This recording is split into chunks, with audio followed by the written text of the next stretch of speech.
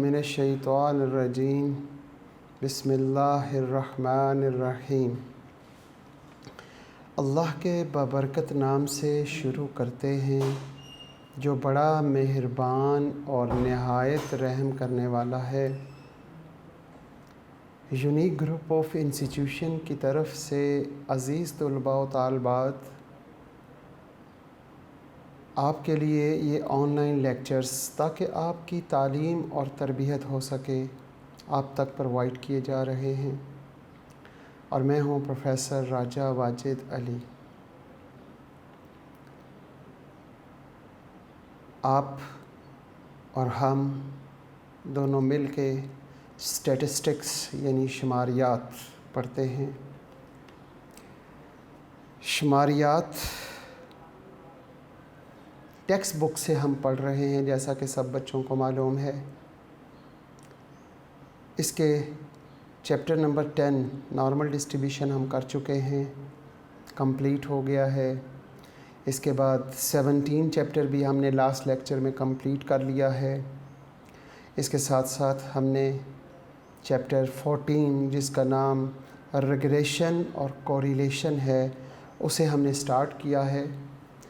Regression और correlation का chapter बिल्कुल नॉर्मल डिस्ट्रीब्यूशन की तरह इंतहाई अहम चैप्टर है। 85 मार्क्स में से ये दो चैप्टर्स मिला के आपके 45 मार्क्स दिला सकते हैं।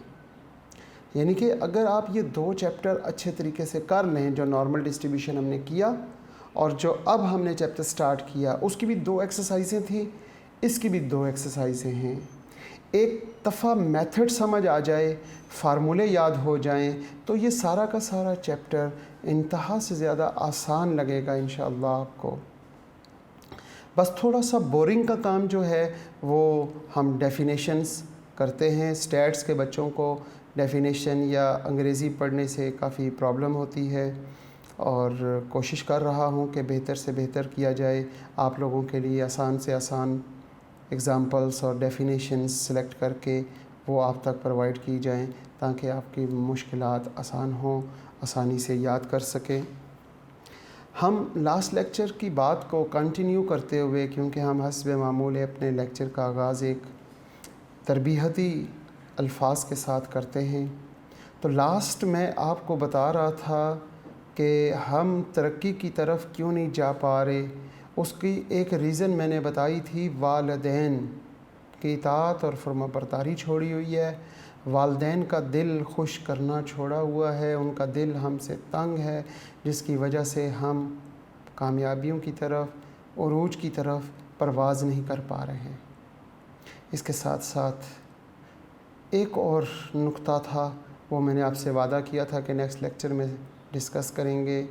वो नुक्ता ये है कि आज मेरे माशरे में, मेरे माहौल में तालिबे इल्म, बच्चे, स्टूडेंट्स, क्योंकि जो बच्चे वालिदैन की इताअत और फरमाबरदारी नहीं कर रहे या कर रहे हैं, लेकिन इसके बावजूद यहाँ पर एक सोच पैदा की गई है और इस सोच पर तकरीबन 25 से 30 साल मेहनत की गई कि यहाँ के रहने वाले लोगों के जहनों में ये किस तरह बात बिठाई जाए, किस तरह बात इनके जहनों में डाली जाए।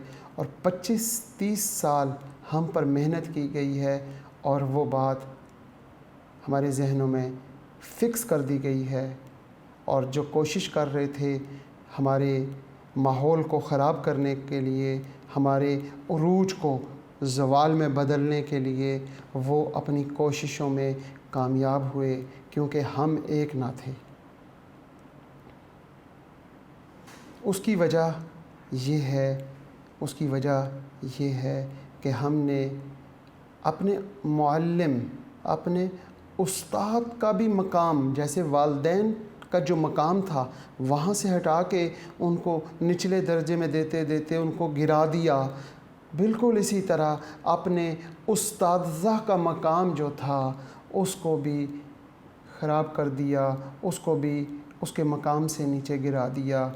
इवन के मुशाहिदे में आता है कि आज के दौर में तालिबे इल्म और उनके साथ साथ उनके पेरेंट्स और ये सारा माहौल कुछ इस किस्म का, मैंने बताया कि मेरी आँखों के सामने 25 से 30 साल मेहनत हुई है तो इस मकाम पर हम पहुँचे हैं कि हम उस्ताद को उस्ताद नहीं समझते, वालदैन को वालदैन नहीं समझते, उनको उनके मकाम से हटा दिया। उस्ताद से हम इल्म सीखते हैं, लेकिन हमारे जहनों में क्या बिठाया हुआ है कि हम क्योंकि फ़ीस देते हैं, हम पैसे देकर सीख रहे हैं। तो इसका मतलब ये हुआ कि जिस तरह हम बाज़ार से जाके सब्ज़ी ख़रीद के लाते हैं, ये भी कुछ उसी तरह की चीज़ है कि हमने जब पेमेंट दे दी, हमने फ़ीस दे दी, हमने स्कूल में कॉलेज में हमने टीचर को जब फ़ीस दी है, तो ये भी उसी तरह की कोई चीज़ है जो कि हम फ़ीस दे के परचेज़ कर रहे हैं। ये बात 25 से 30 साल की मेहनत के बाद आज के दौर में हमारे बच्चों के जहन में डाल दी गई है, और ये हमारे उरूज को पस्ती में बदलने वाली बात है। हमारे उरूज, हमारी बुलंदियों को हमारी पस्तियों में बदल दिया गया है कि हमने उस्ताद का मकाम खो दिया, हमने उस्ताद को उस्ताद ना रहने दिया। हज़रत अली जो इल्म का दरवाज़ा हैं, यानी सारा इल्म तब जब किसी दरवाज़े से गुज़रेंगे, वो फरमाते हैं कि अगर मुझे कोई एक लफ्ज़ सिखा दे तो वो मेरा उस्ताद, वो मेरा टीचर है, और मैं उसका एहतराम, इताअत और फरमाबरदारी करूँगा। जो मुझे हुक्म देंगे वो मैं पूरा करूँगा। एक लफ्ज़ सीखने पे अगर हज़रत अली उनको उस्ताद मान रहे हैं, यहाँ पे जो उस्ताद आप लोगों को पढ़ा पढ़ा के आपको उरूज की तरफ लेके जाने की कोशिश कर रहे हैं, उनका मकाम, उनकी जगह आपके दिल में सिर्फ़ एक सर्विसेज प्रोवाइड करने वाली जैसी है। जैसे हमने ड्राइवर रखा हुआ है वो सर्विसेज दे रहा है, जैसे डॉक्टर है वो सर्विस दे रहा है। ऐसा नहीं है कि डॉक्टर सर्विसेज दे रहा हो, उस्ताद सर्विसेज नहीं देते। उस्ताद आपको इल्म देते हैं, और इल्म तब आएगा जब आप इसे इल्म समझ के हासिल करेंगे, आप इसे परचेज़ नहीं करेंगे। इल्म हासिल किया जाता है, इल्म ख़रीदा नहीं जाता। इल्म को हासिल करें, उस्ताद को उस्ताद का मकाम दें, उनका एहतराम करें। मेरे पहले दिन से लेके आज तक जितने लेक्चर्स हैं, आप हर लेक्चर में देखें तो मैंने कामयाबी का राज यही बताया कि अपने वालदैन की इताअत करें और अपने उस्तादज़ा की इताअत और फरमाबरदारी करेंगे तो आप कामयाब होंगे। बहुत शुक्रिया। आज के लेक्चर को हम यहाँ से स्टार्ट करते हैं। Chapter number 14, regression and correlation. बिस्मिल्लाहिर्रहमानिर्रहीम। शुरू अल्लाह के पाक नाम से जो बड़ा मेहरबान और नहायत रहम करने वाला है।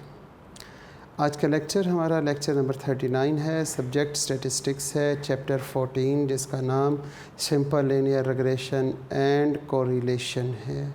इस चैप्टर में दो टॉपिक हैं, एक रेग्रेशन है और एक कोरिलेशन है। हमने लास्ट लेक्चर में जो पढ़ा उसके बाद ये भी हमने लास्ट लेक्चर में थोड़ा सा इसको भी डिस्कस किया था। हमने इसको दोबारा यहाँ से रिवाइज़ करते हुए आगे चलेंगे। Statistical relation. A statistical relation is a relation where the value of the dependent variable is not, वहाँ पे जो हमारे पास फंक्शनल रिलेशन था तो वहाँ पे dependent variable is unequally determine था। यहाँ पे not unequally determine when the level of independent variable is specified. Statistical relation, unlike a functional relation, statistical relation जो है वो unlike a functional relation is not exact. The value of y is not unequally determined from the knowledge of x. ये हमने पढ़ लिया था। Characteristics of statistics relation, statistical या statistics relation. The observation when the plotted on a graph वैसे ही हमारा वो जो फंक्शनल रिलेशन था उसमें भी हमने प्लॉट किया था ग्राफ पे, डू ऑल फॉल्स थे वहाँ पे, यहाँ पे do not all fall directly on the line or curve of the functional relation, statistical relation, sorry. Next है जी स्कैटर डायग्राम। ये बहुत अहम है। स्कैटर डायग्राम तकरीबन हर साल पेपर में इसकी डेफिनेशन आती है। यहाँ पे ये 1 2 3 4 5 डेफिनेशंस लिखी हुई हैं। इनमें से कोई भी डेफिनेशन आपको याद हो, आप वो डेफिनेशन आप वहाँ पे लिख सकते हैं, आपको मिल जाएंगे अच्छे खासे मार्क्स। साथ इसके एग्ज़ाम्पल साथ लिख देंगे, जैसे किसी को न्यूमेरिकल में इसकी एग्ज़ाम्पल आती है तो वो भी समझा दूँगा आपको। A scatter diagram is a plot of all ordinate pairs of the values of the two variable on a graph paper is called, graph paper पे ही plot करते हैं, on a graph paper is called scatter diagram. On a coordinate x-axis system, ये और ये दोनों definitions एक ही हैं। The scatter diagram is a plot. Scatter diagram क्या है? प्लॉट की गई वो values, all the ordinate pair of values of two variable on the coordinate X axis system. X axis system, coordinate axis system कौन सा होता है? जो एक्स एक्सिस और वाई एक्सिस कहलाता है। The values of one variable are plotted along the horizontal. The variable, उनमें से एक जो है वेरिएबल उसको प्लॉट कर देंगे हम हॉरिजेंटल एक्सिस पर और दूसरे को हम वर्टिकल एक्सिस पर। The scatter diagram is the set of point. ये जो पहले ये दो पॉइंट्स हैं, ये दोनों एक ही डेफिनेशन हैं। इसके बाद यहाँ पे दूसरी डेफिनेशन लिखी हुई है, the scatter diagram is a set of point in a rectangular coordinate system where each point represent an observed pair of values। इसकी एक और डेफिनेशन यहाँ लिखी हुई है, a graph of the pair of observation on two variable is called scatter diagram। जैसे ये एक लाइन में लिखी हुई है, ये भी आपको अच्छी लगेगी। ये एक सिंपल लाइन में है, ये हमारे पास 3 लाइंस में है, ये 2 लाइंस में है। कोशिश करें जो भी आपको याद हो जाए। एक ये भी है, a graphic device used a summarize visual the relationship between TWO2 है, two variables, between two variables। Graphic device, ये जो स्कैटर डायग्राम है इसको हम कह सकते हैं ग्राफिक डिवाइस यूज्ड, जैसे हम इस्तेमाल करें to summarise visually the relationship between two variables, तो वो हमारे पास स्कैटर डायग्राम कहलाती है। Note, when construction a scatter diagram always plot independent variable if there is one on the horizontal axis। horizontal axis में हम independent variable को plot करते हैं और dependent variable on the vertical axis। however if there is no independent or dependent destinations, तो either variable can go the horizontal axis and the other and vertical axis। अगर independent और dependent variable के बारे में न मालूम हो रहा हो कि कौन सा डिपेंडेंट है या इंडिपेंडेंट, या उन दोनों में वेरिएबल में आपस में डिपेंडेंट और इंडिपेंडेंटनेस का ना पता चल रहा हो, तो फिर आपकी मर्ज़ी है कि आप जिस मर्ज़ी वेरिएबल को आप हॉरिजेंटल पे रख दें और जो दूसरा होगा उसे वर्टिकल में। लेकिन अगर आपको पता हो कि एक्स एक्सिस जो है वो इंडिपेंडेंट है तो उसे एक्स पे रखेंगे और वाई वेरिएबल जो है अगर वो डिपेंडेंट है तो उसे वाई पे रखेंगे। ये अहम पॉइंट था स्कैटर डायग्राम के हवाले से। अब हम बात करते हैं रिग्रेशन। हमारे इस चैप्टर का नाम है रिग्रेशन एंड कोरिलेशन। रिग्रेशन और कोरिलेशन, उसका पहला टॉपिक है रिग्रेशन। 14.1 एक्सरसाइज कंप्लीट रिग्रेशन पर मुश्तमिल है। 14.2 जो है वो कोरिलेशन पर प्लस रिग्रेशन भी उसमें मौजूद है। आपकी आसानी के लिए मुख्तलिफ़ किताबों से हासिल की गई डेफिनेशंस, एक डेफिनेशन ये है, दूसरी डेफिनेशन, तीसरी डेफिनेशन और चौथी डेफिनेशन। ये 4 डेफिनेशंस हैं। उम्मीद करता हूँ कि कोई एक आधी डेफिनेशन लाजमी आपको याद हो जाएगी। रिग्रेशन इन्वेस्टिगेट्स, रिग्रेशन क्या है? बेसिकली इन्वेस्टिगेशन है, ये इन्वेस्टिगेशन की जाती है, इसलिए हमने कहा regression investigates the dependentness of one variable. एक वेरिएबल है वो डिपेंड करता है,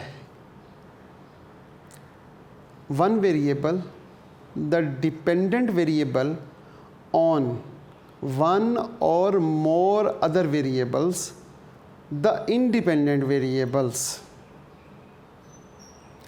Regression investigation basically है the dependentness of one variable, dependentness of one variable, the dependent variable on, ये on का लफ्ज़ आपने याद रखना है कि dependent variable ऑन हो रहा है किस पर? वन और मोर अदर वेरिएबल्स। एक वेरिएबल हो सकता है या एक से ज़्यादा वेरिएबल हो सकते हैं, वो उस पर ये ऑन होगा। और वो वेरिएबल जो ऑन हो रहे हैं वो कौन से हैं? वो इंडिपेंडेंट वेरिएबल होते हैं। एंड प्रोवाइड एन इक्वेशन, इस तरह करने से हमारे पास एक इक्वेशन प्रोवाइड होती है टू बी यूज्ड, फिर उस इक्वेशन को हम इस्तेमाल करते हैं फॉर एस्टिमेटिंग और प्रिडिक्टिंग। हम एस्टिमेट और प्रिडिक्ट करने के लिए उस इक्वेशन का इस्तेमाल करते हैं। द मीन और average value of the dependent variable is the term of non fix value of the independent variable. हमारे पास सीधी और साफ सी बात है, दो या दो से ज़्यादा वेरिएबल हैं। अगर दो वेरिएबल हैं तो एक उनमें डिपेंडेंट होगा और एक इंडिपेंडेंट होगा। और अगर दो से ज़्यादा हैं तो एक डिपेंडेंट वेरिएबल होना चाहिए और उसके बाद जितने भी वेरिएबल हों वो सारे के सारे इंडिपेंडेंट हो। तो वो एक जो डिपेंडेंट वेरिएबल है वो ऑन होगा बाकी अदर इंडिपेंडेंट वेरिएबल्स पर। इस तरह करने से हमारे पास एक इक्वेशन मिलेगी। उस इक्वेशन का इस्तेमाल करते हुए हमने एस्टिमेट कर लेना है या प्रिडिक्ट करना है किसे? डिपेंडेंट वेरिएबल को, in the term known as the fix value of the independent variable. जो इंडिपेंडेंट वेरिएबल है वो हमें मालूम होगा, नॉन वो गिवन होगा, फिक्स वैल्यू होगी, उस पर हम डिपेंडेंट वेरिएबल को एस्टिमेट कर लेंगे। ये तो मैंने आपको बेसिक कॉन्सेप्ट समझाया रिग्रेशन के हवाले से कि ये है असल बेस रिग्रेशन की। अब इसी को कुछ डिफरेंट वेज से शॉर्टकट में क्या कहते हैं? Regression is the study of dependency of one variable on the other variables। हमने डिपेंडेंटनेस को चेक करना है एक वेरिएबल का ऑन, इसमें भी आपने देखा ऑन द अदर वेरिएबल्स या वेरिएबल्स। अच्छा, इसमें हमारे पास जो है study, regression is the study, ये इस तरह की पढ़ाई होती है या स्टडी होती है या काम करते हैं कि dependentness of one variable on the other variable, इस चीज़ को देखते हैं। When we predict value of the dependent variable, जब हमें डिपेंडेंट वेरिएबल की वैल्यू को प्रिडिक्ट मालूम करना होता है with the help of one या more than independent variable, it is known as a regression। Regression is the process, ये एक ऐसा अमल है बाय विच वी एस्टिमेट, जिसमें हम एस्टिमेट कर लेते हैं the value of dependent variable on the basis of one और मोर इंडिपेंडेंट वेरिएबल। इस तरह के ये डिफरेंट वेज़ में डिफरेंट वर्डिंग के साथ आपको डेफिनेशंस दी गई हैं। इन्हें आप नोट कर लें, लिख लें, फिर इन्हें याद कर लें, जो आपसे याद होता है पेपर में। रिग्रेशन और कोरिलेशन की डेफिनेशन तो आखिरकार पूछी जाएगी ना। इसके बाद हमारा टॉपिक है curve fitting. Curve fitting, curve fitting क्या होता है? Curve fitting is a process, ये भी एक अमल है of estimating the parameter of the population के पैरामीटर को एस्टिमेट करने का। Regression function from the observed sample, regression function from an observed sample. हमारे पास जो ऑब्जर्व्ड सैंपल हैं उनके मदद से रिग्रेशन फंक्शन बनाएंगे और उस रिग्रेशन फंक्शन से एस्टिमेट कर लेंगे पॉपुलेशन पैरामीटर। अब हम बात करते हैं सिंपल रिग्रेशन की, या फिर हम बात करते हैं सिंपल लीनियर रिग्रेशन की। सिंपल रिग्रेशन या रिग्रेशन जैसे हमने पढ़ा वैसे ही हम सिंपल रिग्रेशन को पढ़ेंगे। उसमें और इसमें क्या फ़र्क है उसको डिस्कस करते हैं। Simple regression investigates the dependentness of one variable y। हम सपोज़ करते हैं कि y एक वेरिएबल है जो डिपेंडेंट वेरिएबल है on a single independent variable x। हमारे पास एक वेरिएबल y है डेट इज़ डिपेंडेंट वेरिएबल, और वो डिपेंडेंट वेरिएबल y ऑन हो रहा है सिर्फ सिंगल इंडिपेंडेंट वेरिएबल x पे। इसका मतलब हमारे पास कितने वेरिएबल हैं? सिर्फ दो, एक x और एक y। उनमें जो y है वो डिपेंडेंट वेरिएबल है। ऑन से पहले हम क्या करते हैं? डिपेंडेंट वेरिएबल लिखते हैं।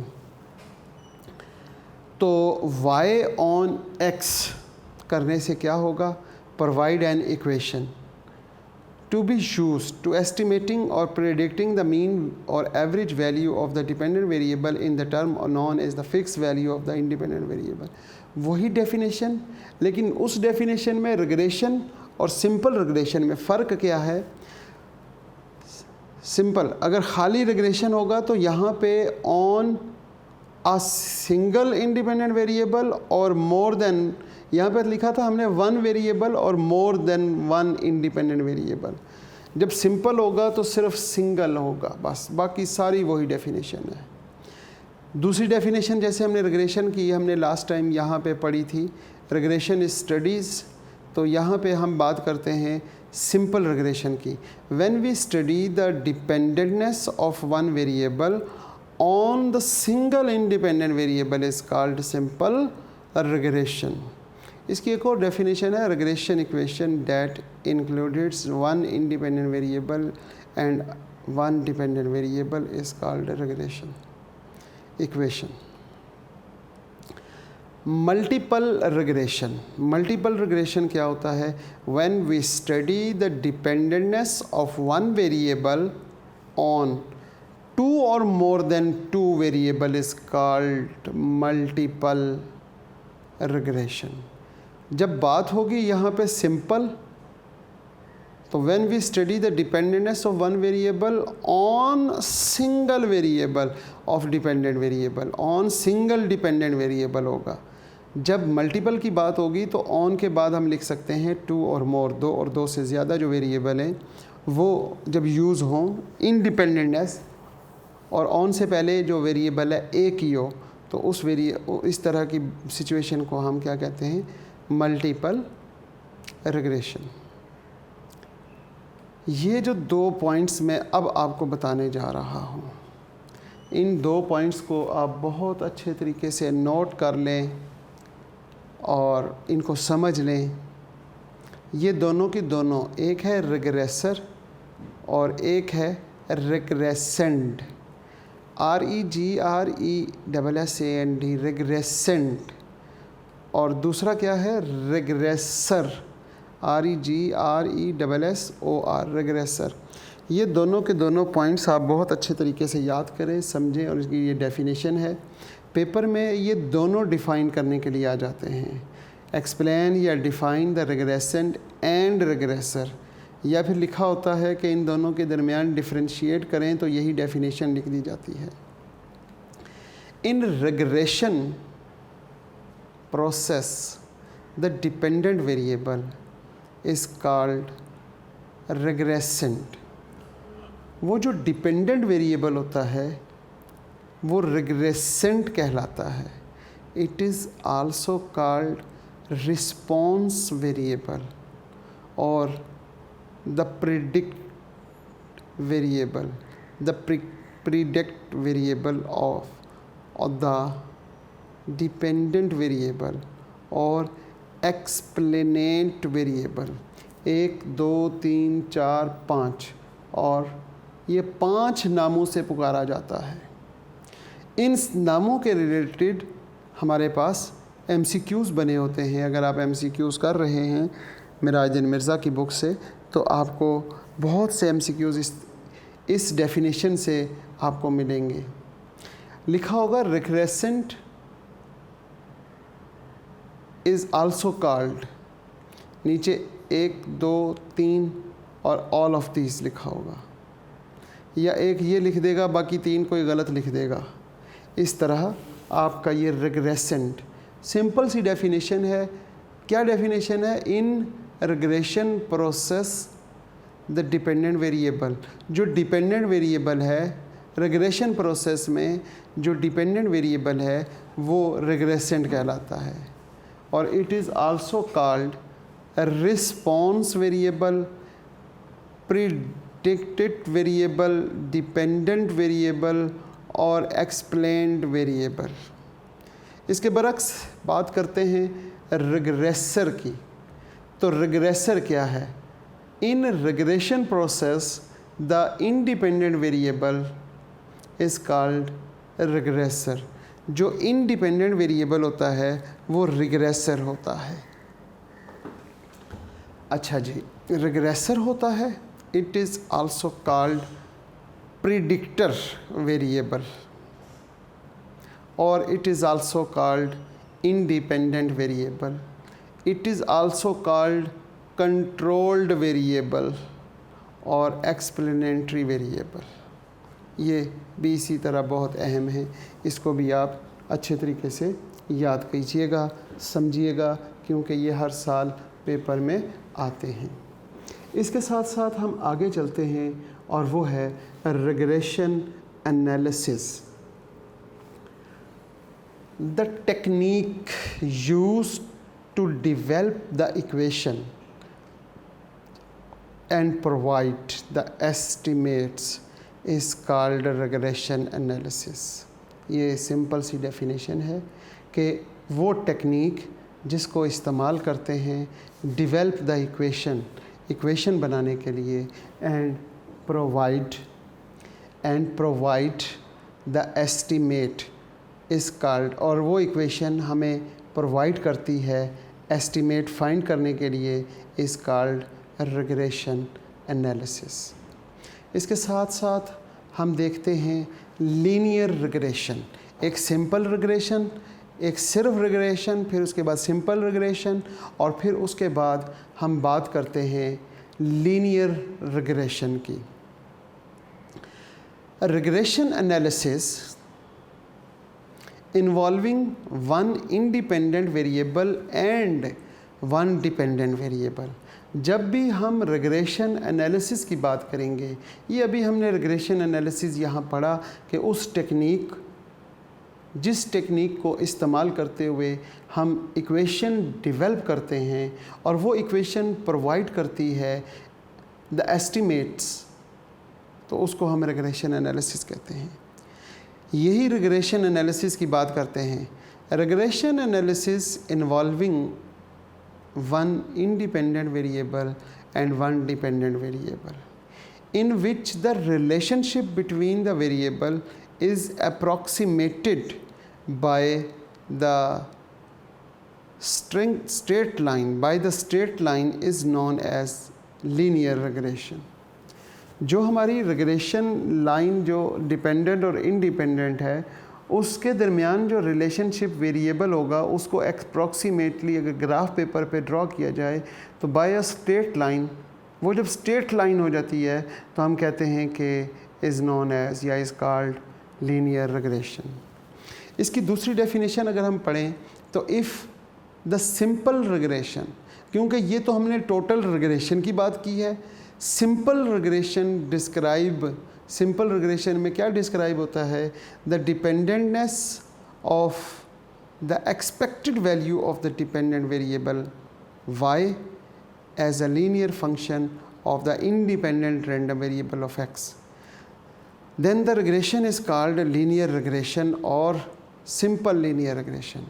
उसको लीनियर इक्वेशन या लीनियर रिग्रेशन भी कहते हैं और इसके साथ साथ उसे सिंपल लीनियर रिग्रेशन कहते हैं। यहीं पर आज के लेक्चर का इख्तिताम करते हैं और उम्मीद करता हूँ कि ये डेफिनेशंस और ये सारा कुछ आपको समझ आ रहा होगा। इस दुआ के साथ कि अल्लाह पाक आप सारे के सारे बच्चे जहाँ रहें सदा खुश रहें, सलामत रहें, सेहत वाली ज़िंदगी अल्लाह अता फ़रमाए और ईमान वाली ज़िंदगी अता फ़रमाए। आपके वालिदैन का साया ता क़यामत आप पर कायम व दायम रहे। आपको वालिदैन और उस्ताज़ा के इताअत और फरमाबरदारी की तौफ़ीक़ अता फ़रमाए। सारी ज़िंदगी ईमान के साथ साथ आखिरी लम्हा जब आए तो ज़बान पे ए अल्लाह हमारी कलमा जारी फरमा दे, ताकि हमारी सारी ज़िंदगी ईमान पर गुज़री और आखिरी लम्हे हमारा ख़ात्मा भी ईमान पर अता कर दे। आमीन। अल्लाह हाफ़िज़।